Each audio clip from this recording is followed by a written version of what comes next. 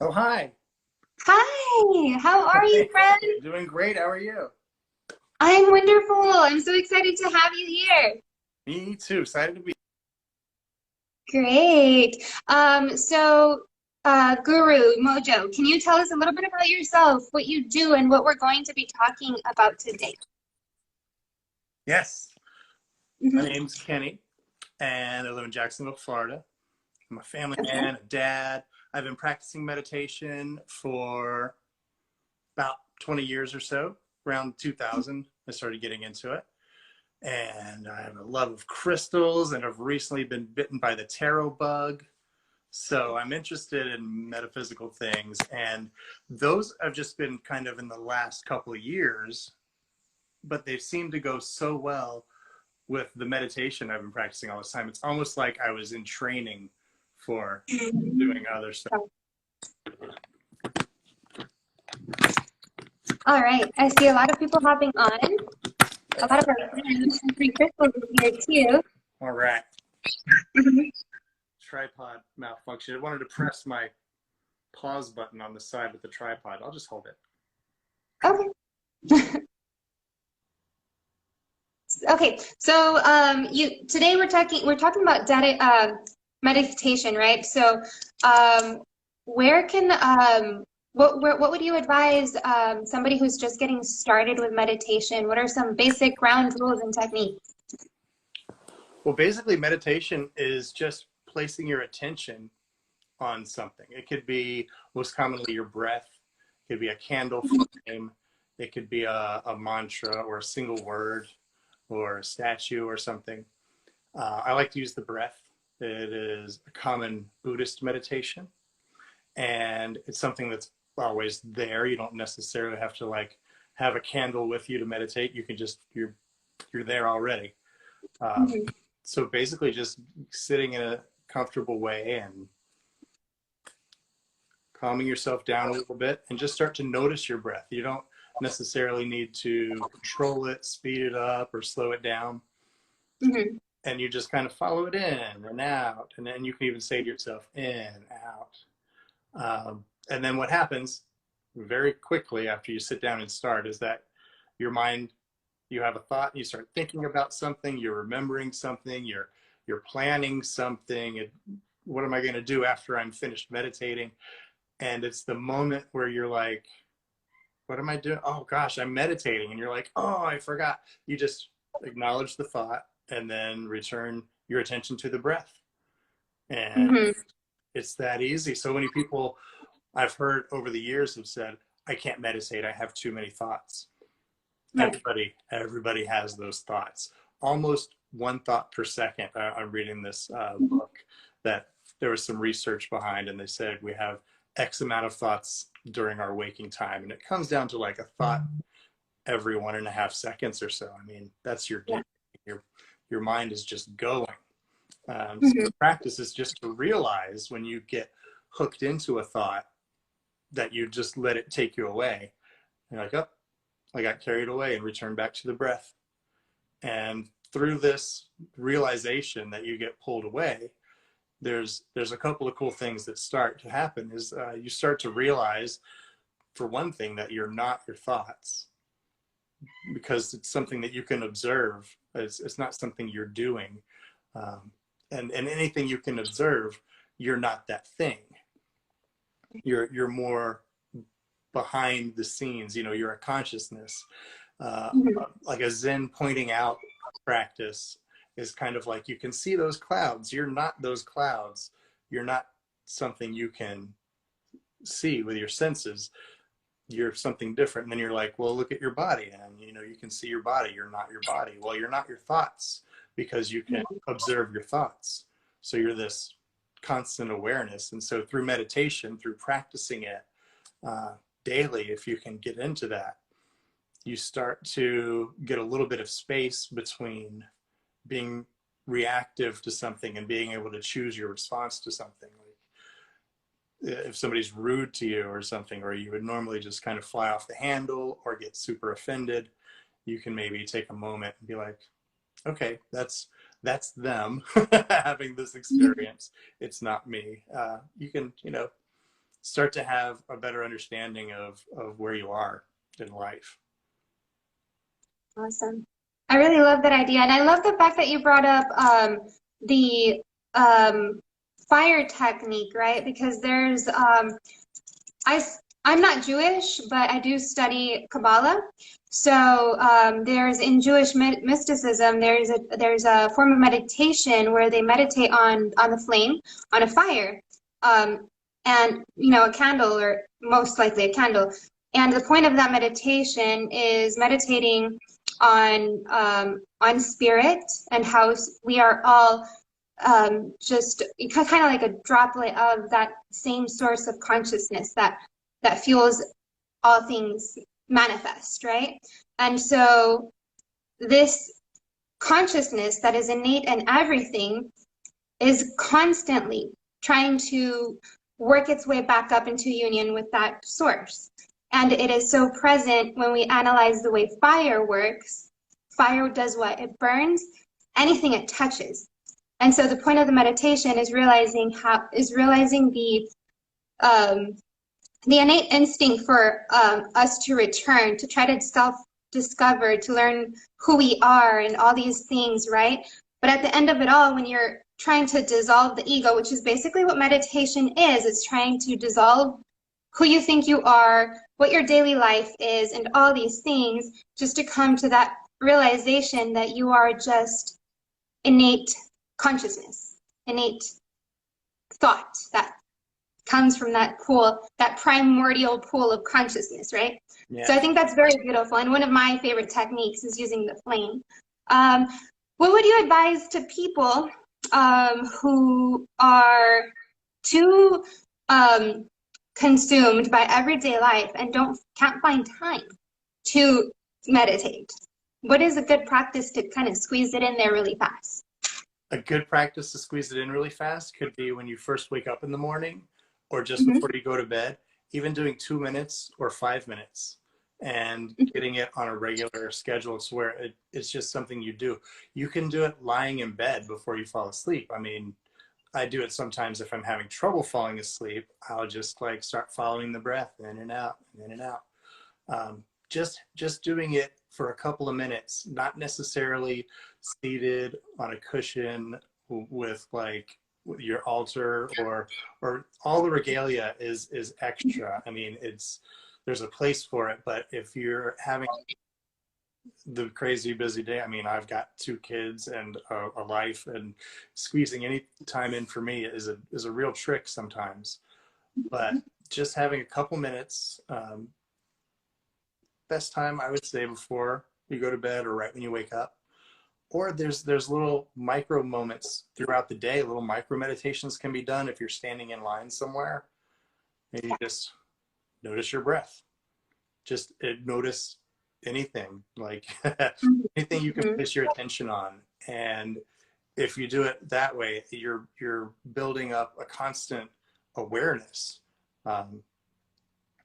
A book I've started reading, a really good one I recommend, Now is the Way by Corey Allen. He has a great podcast too, The Astral Hustle. He's talking about picking a moment in your day where it's something you do already every day, like make coffee or take a shower. If you mentally like dedicate that action, that thing that you're doing, to being mindful and like paying attention to every moment of it, like, okay, I'm grinding the beans, I'm pouring the water, I'm bringing it up, I can smell it before I taste it, whatever that repetitive every daily moment is for you can be a meditation. And it starts to stretch out into maybe the next thing you do, to where your moments of mindfulness start to stretch out and almost kind of meet in the middle, where your moments of not being mindful, and there's a lot of like people talking about the word mindful just not being a very good word for it. I kind of like it. It just means you're paying attention for, without trying to hang too much baggage on what does being mindful mean. Just when you get lost in your thoughts and you realize that you're going throughout your day checking off your to-do list without giving much thought to it, that's not being as mindful as like paying attention, sitting at a stoplight or something, and be like breathing out. Yeah, micro meditations throughout the day is a great way for people who are super busy, as most people are. Yes. Yeah, especially in our in modern days, everybody is very consumed in the 9 to 5, and you're building a family and tending to your home. I know all about that. I have 3 kids too, so it's definitely hard. And then we both run online businesses, and that's demanding. You have to be present on social media, keep up with the posting and all of that. So I definitely understand when people say that they have a hard time just finding time, you know, and those are all excellent, excellent tips you just gave. I think I don't know a lot about like Buddhism. I know some, but not everything. But I've heard about a form of Buddhism where you can meditate on your food. Have you heard of that one? Yes, it's a meditation. The one that I've heard of, it's similar to paying attention to a candle or a mantra or the breath, but you're paying attention to eating something. And one of the one that I heard that was described in a book was to use like a line of 10 raisins and just set them out in front of you, and to pick one up and just hold it and like really consciously look at it first, observe what it looks like, and then maybe smell it, and then notice like if your mouth starts watering, like your anticipation of eating it, and then to actually eat the raisin, and then to pay close attention to what it tastes like. And the weirdest thing that I never noticed until I read this, but it's true, is like halfway through chewing any bite of food, the flavor completely disappears. And you're reaching for the next chip, you've got the next fork of spaghetti ready to go, and you still have half a mouthful of food that you're chewing. And it's like because the taste went away, which it does. It's weird. You would think you would taste it the whole time, but once you're paying attention to it, sure enough, about halfway through chewing a bite, there's no taste left. It's very strange. But if you can do that through like 10 raisins or 10 whatever it is, something small that you can be like, okay, this will be like a short session. It's pretty wild just how active the mind is. They say that the mind secretes thoughts in the way that your salivary gland secretes like saliva. It's what it does. Your mind is just throwing them out all day long. Yeah. Another good point I've heard is that the mind makes an excellent servant but a terrible master. So true. You're learning to like not necessarily control your mind, but to be aware of it. And something it's also a misconception is that in meditation you're trying to squash all your thoughts and not have any thoughts. Not true. Your mind is not going to stop having thoughts. But what happens is when you quiet yourself enough and you've done it enough times, you start to, and I say observe, and I say like see your thoughts, and it's not quite a visual thing, but in your imagination it almost could be like a little like drop of water shooting up or something. It's just like you can observe it, a thought that pops up. And when you find that really quiet place, it's interesting to hear the words, the verbal thought that's like, what are we going to do later? But when you're really quiet and you're not grasping onto that thought, it evaporates. It vanishes. It has no hold over you whatsoever. And you just kind of watch it like you watch the clouds float by in the sky. And it's really satisfying after being wrapped up in your thoughts for so long, like my whole life, you know? Yeah, definitely. Oh, and then the next thing that happens is when that thought evaporates and you see it go and it was so effortless, you think to yourself, man, I'm getting really good at this. And then you're latched onto that thought and it's like, wait a minute. Yeah, it's crazy. It's so crazy how the mind works. Yeah, definitely. I think a lot of people, especially like starting their spiritual journey, there's so many paths, right? That we all come from different spiritual paths, but it's hard at the beginning to anchor on which one you're gonna, want to commit yourself to, because there's just so many school of thoughts. so many techniques, so many, everybody's got an opinion. So things get really cloudy really easily. But I think one common ground that all spiritual practices do can agree on is that you need a meditative practice, some form of meditative practice. Whether you're going to fall into Buddhism or Kabbalah or shamanism, whatever it may be, all of them are going to, even if you're not, just if you're a witch and you're into Exactly. spell work and stuff like that, you need to know how to focus your mind on your will or your intention or whatever. And what is that? It's meditation. Yeah. It's meditation. So it's so essential.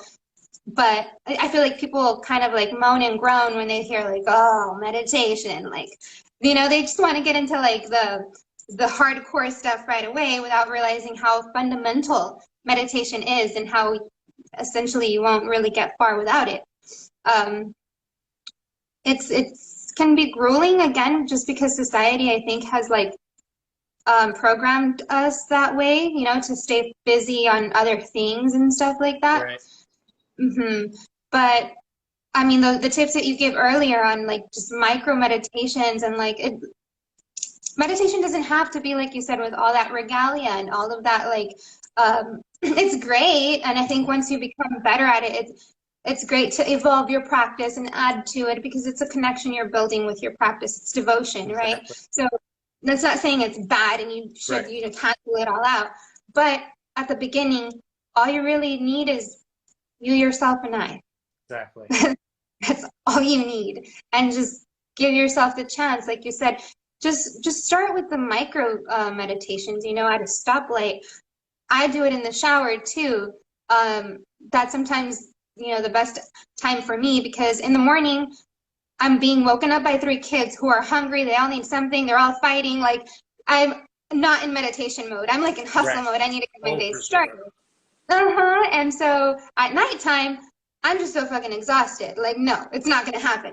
Yeah. So for me, it's the shower. The shower is Mhm. like you have the water element that's helping you wash away like all the energy from either the day or even at nighttime. You do pick up a lot of like astral gunk and stuff. So, Mhm. and no matter which time of day it is, having that cleansing effect from the shower and letting your mind kind of drift, during that time is an excellent micro meditation. Excellent time.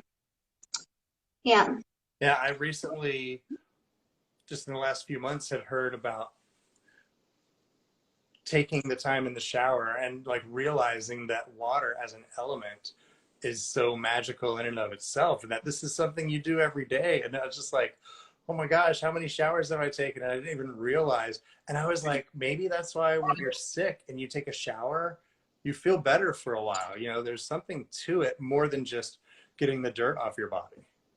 Exactly. Yeah. It's so true. It's very true.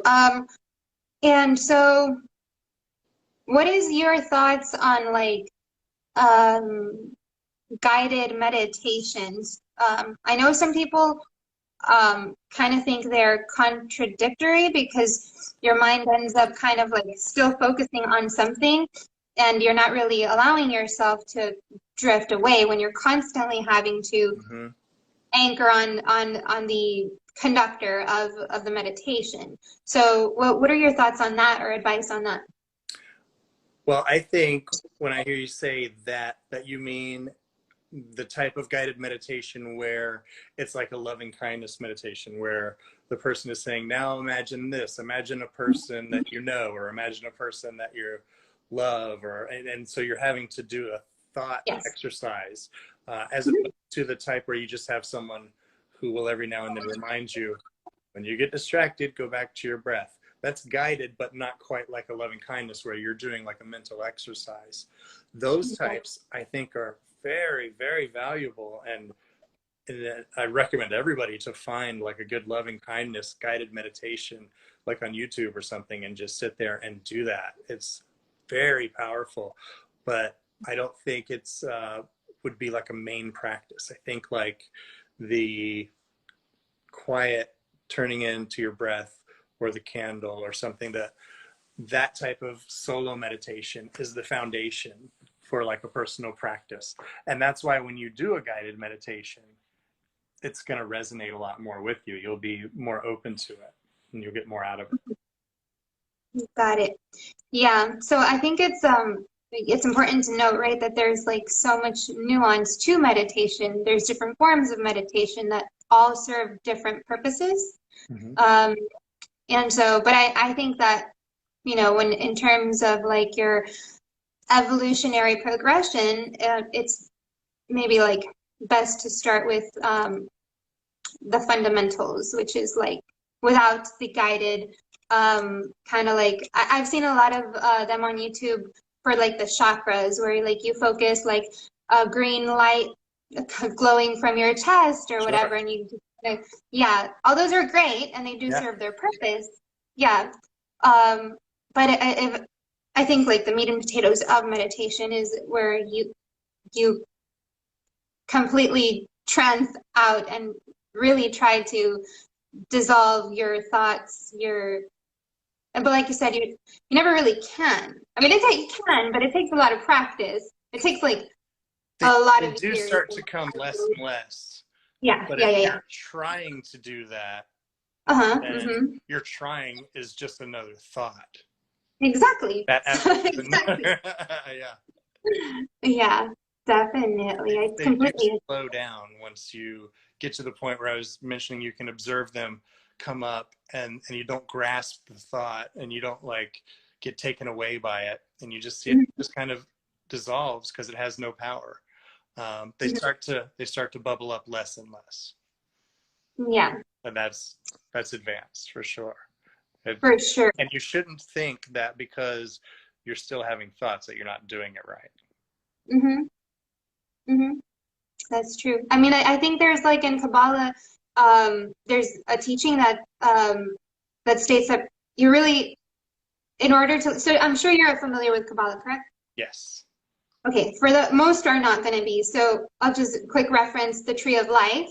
It's basically the 10 emanations of God, and it's a diagram of these 10 spheres, and it's called the Tree of Life, and each one of those spheres is an emanation or an aspect of God. And so to get to the top of that tree, which is Kether, is really impossible in human form. You will never get there because to get there, you literally have to die. Like you literally, as long as you are in the material realm, you cannot exist in Kether. And so I think that's a big like hard pill to swallow for people that are like, are giving basically their life to this practice or to any practice because all spiritual school of thoughts are just trying to say the same thing with different colors, right? Mm-hmm. So it's a hard pill to swallow when you're told like that end goal will never happen as long as you are alive. You Right. know what I mean?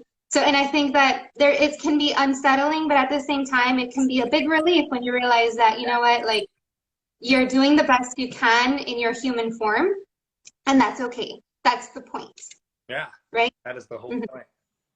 Exactly. Yeah, we were talking about also like it. Well, I mean, you and I are kind of like middle-aged, and we have kids and a whole family going on and everything. But a lot of our followers are young. They have the time to find some space to themselves and practice meditation in as much time or regalia as they wish.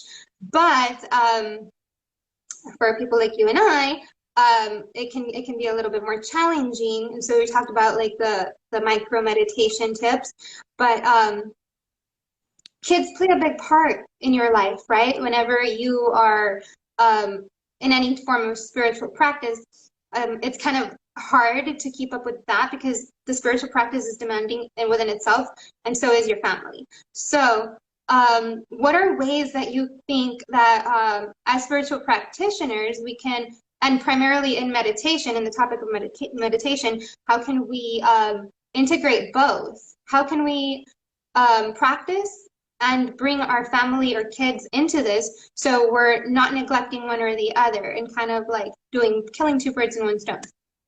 We have to get creative, that's for sure. Mhm. Um, Something I did in my last job, I was in a sales position where I drove around town all day from grocery store to grocery store, talking to managers and stuff. And it was super flexible. I was on my own clock. I I had my yoga mat and meditation cushion in the car. And depending on what day of the week I was in what part of town, I could stop at a park and call it my lunch break and go out and sit in nature. It was like the coolest thing. It was one of the most solid daily practices I've had so far, is being able to do that. And I would eat in the car. It's like your office. You're driving around. Yeah. Also, like carving out time before bed, and the holy grail maybe of all like type of meditation or exercising or whatever is going to bed a little earlier and getting up an hour before everyone else and doing it in the morning, which is a really good time. Some people it doesn't work for them. Some people I'm not a morning person, but on those days where I do get up early and practice the meditations, my mind is very good, like first thing in the morning. I Mhm. feel like by the end of the day, I'm just exhausted and Mhm. don't have what it takes to get my butt on the cushion and relax. I'm more like when my head hits the pillow, I can be like, okay, take some breaths. But first thing in the morning works really well for me. And if you could even do 10 minutes on your lunch break in your car at work, something like that. I find that once you've practiced for 5 or 10 minutes a day for a while, getting it up to 20 or 30 minutes, 20 is really good. And I would say like 30 is ideal. When I sit, the first 10 minutes Mhm. is garbage. It's just like I'm getting acclimated, I'm quieting down, but I'm going crazy. I'm latching on to every third thought and having a daydream about something before I realize a minute later, like, oh yeah, I'm meditating. Back to the breath. And then That after happens. like 10, 12 minutes, Uh, I start to be able to watch the thoughts and not get hooked into each and every one of them. And it starts to get like really solid. And it comes with being able to do that, being able to sit for half an hour. You have to do it a few times for less time to really like enjoy it and see the value in it. Um, if you're just like frustrated by sitting for half an hour, you do it a couple times, you might not meditate anymore. You might like burn yourself out and say, why would I, don't, life is suffering enough. We don't have to like add to it. So do what seems appropriate for you. If it's 10 minutes starting out or 15 even, but on the same token, once you get to a point where you're like, okay, I want to start doing 20 minutes, it's advised to set a timer mhm. so that you're going to sit. Even some meditations are more challenging than others. They say there's no such thing as a good meditation or a bad meditation because you're doing the practice, but some being more challenging than others, where you notice I'm getting latched into every single thought and it's not really going anywhere. If you stick to the timer, you that gives you the chance to like break through that. If you might have 5 minutes left and be like, oh, I got through that and it was good. What's an extra few minutes just because it was going tough? Whereas if you don't set a timer and you tell yourself, I'll just meditate for a little while until I'm good, then maybe you'll hit that bumpy road and just be like, oh, I'm good, and not know what it's like to get through it. Right, So right. I use Insight Timer. It's an app. I use the free version of Insight Timer, and then there's a programmable part of it. There's also a whole like social media section where they have different meditations you can watch live and different instructors you can follow, and a whole social aspect that I don't partake in at all. I just haven't felt the call to like check it out. But the timers are customizable. You can set it for the length of time that you want, which I do 30 minutes. And you can set a different gong or a bell to start and end it. And then I was really stoked to find this one little feature where you can do little timed intermittent bells or sounds. And I chose the woodblock sound. So I have gongs like to start and finish, but every like, I put it to 3 minutes and 33 seconds. Every 3 minutes and 33 seconds, a woodblock will sound, tap. And that's my return to the breath, you know, and it's slightly jarring if I'm like full on in the middle of a daydream, like dunk, like, oh, it's almost like the Zen master taps you with the bamboo stick or something. It really snaps you out of it. So I really like that. And I think having a timer is definitely recommended.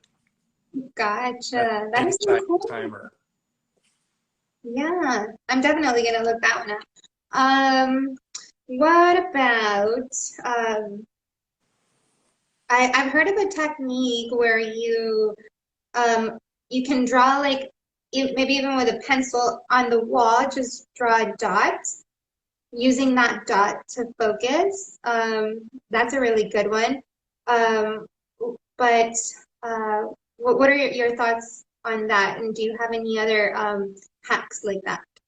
I think like that visual would be similar to the flame meditation. Yes, yes, yes. Which I haven't ever, like, I want to, but for some reason I've just never set up the candle and sat with it. It sounds amazing. But I guess there's an elemental property to the flame that you won't get with a dot on the wall. But I can only imagine, like, for half an hour, my eyes might start playing tricks on me.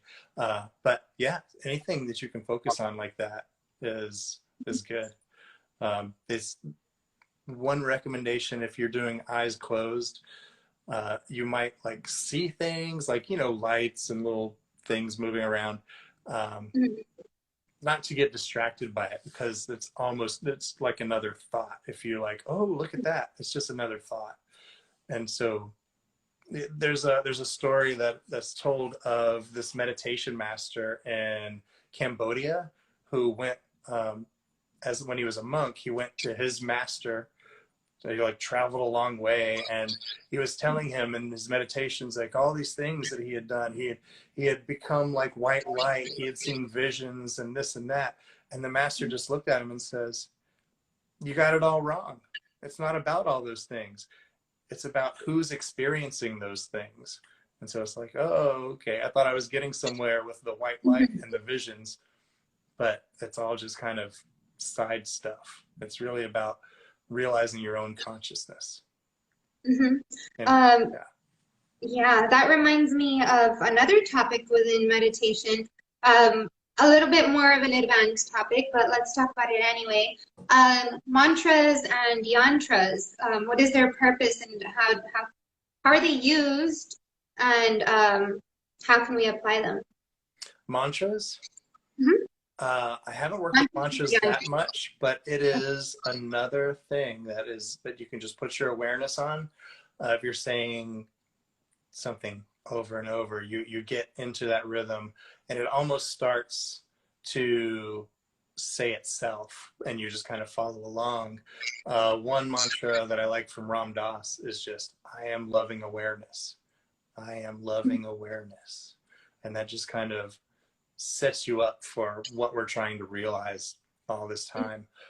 There's something to be said for different, sorry, low battery alert. I got it. Certain mantras, they say that the different syllables activate different things within your consciousness. I don't really know much more about that besides that that's out there and that it's a possibility. Okay. Well, like I said earlier, I'm not a Buddhist. I know some, but not everything. And what I know might even be like a little twisted just because it's not my expertise. But, you know, I know that there is the collective unconscious. I think that that's like another principle that most practices or most religions, etc., can agree on, is that there is like that collective the collective mind. And so it does make a lot of sense that maybe even though you don't know the language, still repeating the words Mhm. while you're in a quote unquote trance can still affect the subconscious. And when you affect the subconscious, you affect the material world. So Yes. it makes sense totally. I, Um, mhm. I have a What friend about, who does a Hindu mantra, and he says, I'm not really sure what it means, but it really gets me to where I want to be. And he does it like every morning.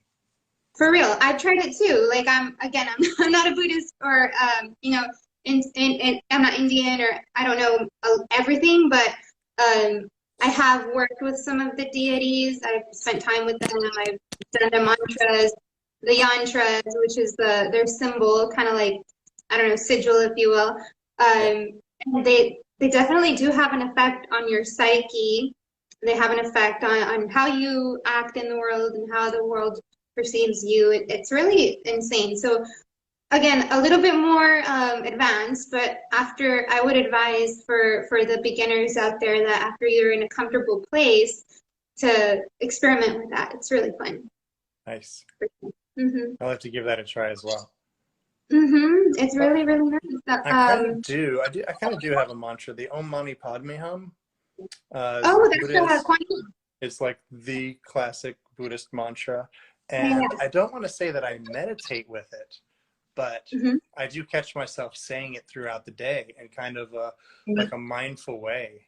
And Mm-hmm. sometimes I catch myself saying it to myself when there's something of high stress going on and I don't want to freak out. I want to be calm and be able to be present for the situation. Or sometimes I've hurt myself, like I broke my arm a couple years ago and I could just hear that mantra going over and over in my head. It's an interesting thing in the book Be Here Now. And maybe this is where I got that from. It says there's a mantra going through you and around you at all times, and sometimes you go away from it and sometimes you come back to it, but it's always there. And it's that Yeah. mantra. And this I read in the early 90s, and it really blew my mind. But I like what that says. This is taking me on a tangent that I love so much. It's Go for always there. You it. go away from it, but you come back to it. And it's the Yeah. same on the micro scale in meditation. Um, Sharon Salzberg, a Buddhist teacher, she always says, begin again, begin again. That's what you're doing when you realize you were thinking and you're going to go back to your breath. You just begin again. You don't beat yourself up over it. To get distracted is normal, but you can take begin again into your life where, okay, I'm going to start eating better or working out or something. And then I fall off the wagon. And then you realize, oh, I haven't exercised in like 2 months. Begin again. Don't beat yourself up over it. Same with Yeah. spiritual practice. I say I've been meditating since around the year 2000. I haven't been meditating every day since then. That's when I first started practicing. And sometimes I would slip away for 6 months and then I Yeah. come back to it. And it's like, oh, this, begin again. I'll read spiritual books and a few years, and then I just kind of drift away. And then Mm-hmm. you come back to it. And it's said that anyone who has the consciousness, who realizes that you're a seeker and that you are pursuing a spiritual life, that there's no like, I don't want to say escaping it, but you may drift away and you will drift away and you Mm-hmm. will come back. It's not something you're gonna just walk away from forever I think, because you've mhm. had this intention. Yeah. It's beautiful. I love that so much. Begin again, always.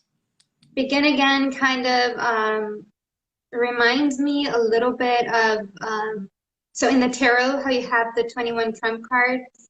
There's the world card, I think, right? Hmm. Which is like part of completion, which is kind of like, but it's not always like it's not like the closing of the book, it's the closing of a chapter. So Ah, that reminds me of that aspect of begin again, right? yes. Hmm. Next journey.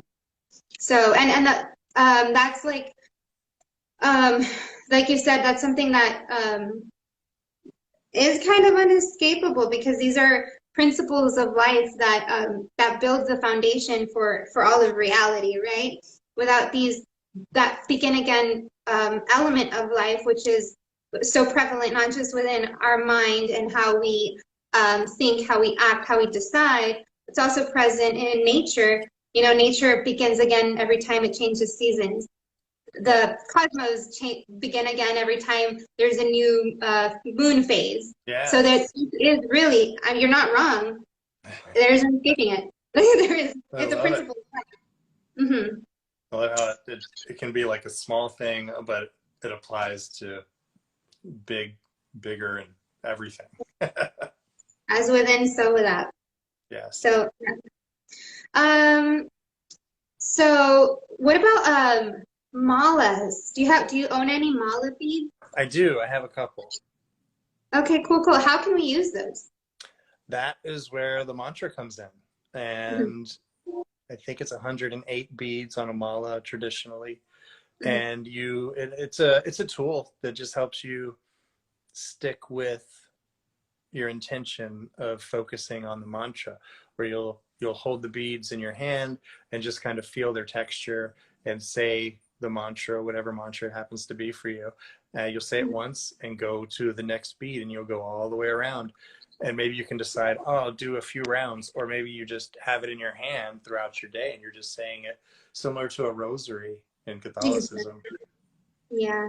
Yeah. And what do you do with a rosary? You're repetitively, um, you know, speaking a mantra essentially, which is whatever verse or whatever prayer you're reciting. It's kind of like Yes. you're doing a mantra, pretty much. Yeah.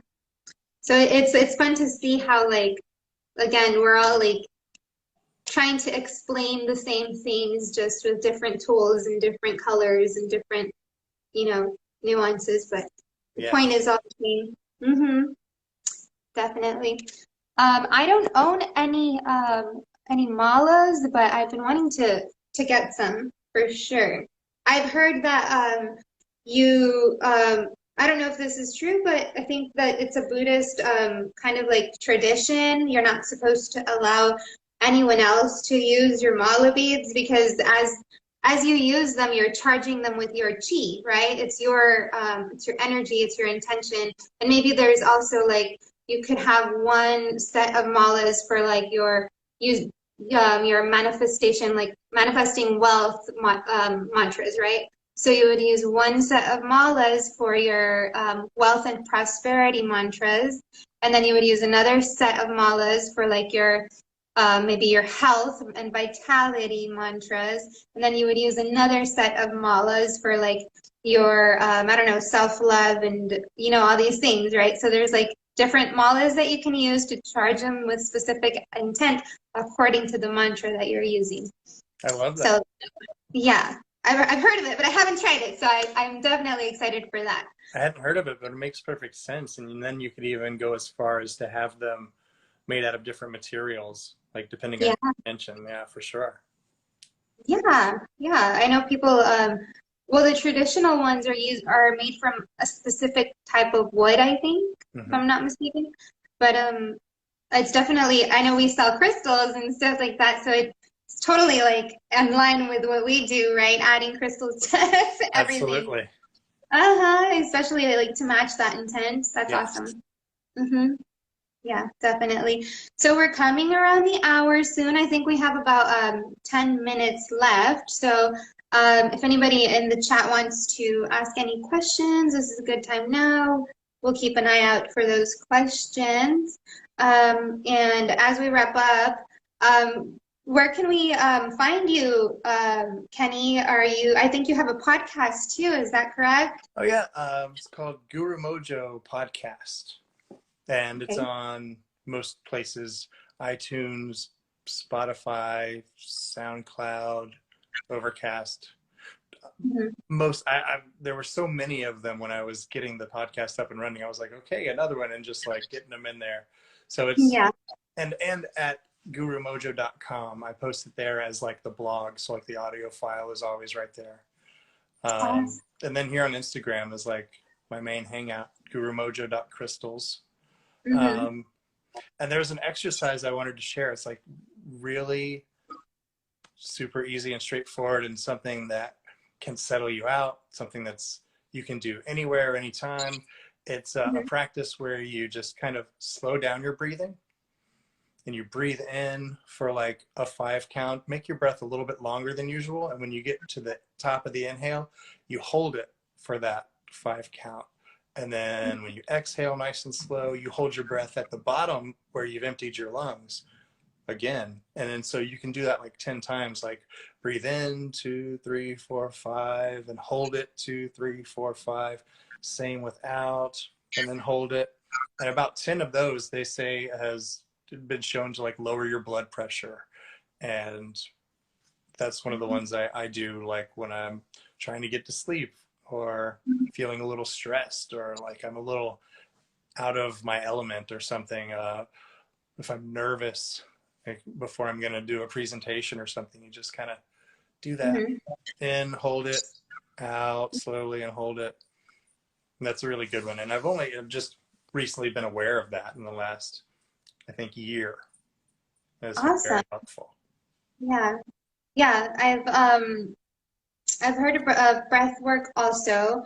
I use it. I haven't used that one though, but there is definitely many out there that are so useful. It's crazy how they really hold like such a deep effect on the body, and then consequently on the mind, right? It's amazing. I love it. I'm obsessed. But yeah, this video will be going up, well, this live will be going up on YouTube later. So I want to make sure whoever finds you on YouTube knows where to go after, and I'll be posting links too in the description. But so podcast, your website, and Instagram. Any TikTok? Or the TikTok, I think, is also gurumojo.crystals. I've been dabbling around in there. That's really fun. And then my actual shop is shopgurumojo.com for some crystals, for some cool stone beings. For sure. I got my first moldavite from you, actually. Do you remember when you had the moldavite? Awesome. Yes. So good. Yes, I love that piece. I'm working on wire wrapping it into like a ring, or maybe I think maybe a necklace. I like the idea of it being green and corresponding to the heart chakra, and like having it near my heart. Yeah. So yeah, cool. I think I'll do the necklace. I've got a couple of pieces, and I've been thinking about wire wrapping them, but I'm so new to wire wrapping that I'm scared. I'm practicing on some other stones first. I'd hate to mess them up. I don't know if I would break them necessarily, but they're really something to be around. Well, if your kids are as obsessed with crystals as you are, like mine are, what I did is I practiced first on them. So I started to make them like little rings and little necklaces. And even if they came out bad, like they're kids, they don't care. Yeah. So they were happy. And I was like, okay, cool. So I got my practice in that way, which was really fun. Definitely. Yeah. Okay. Well, Kenny, thank you so much for hopping on this live with us today. It's been so fun. Well, thank you. It's been a pleasure. What a treat. Thank you for inviting me. Love to talk meditation. This is the reason why I made a podcast, because all my friends and family were sick of hearing me talk about it. Like, okay, I'll just put it out there, and then whoever can find it must be looking for it. So that's the difference. Thank you so much. Thank you. I see Nana saying thank you. Yes, I totally agree. Same here. So hopefully we can have you on again next time. If anybody needs to reach you after this, they already know where to find you, and we'll be posting this on YouTube later. Feel free to download that as well and post it on your end. Awesome. Okay.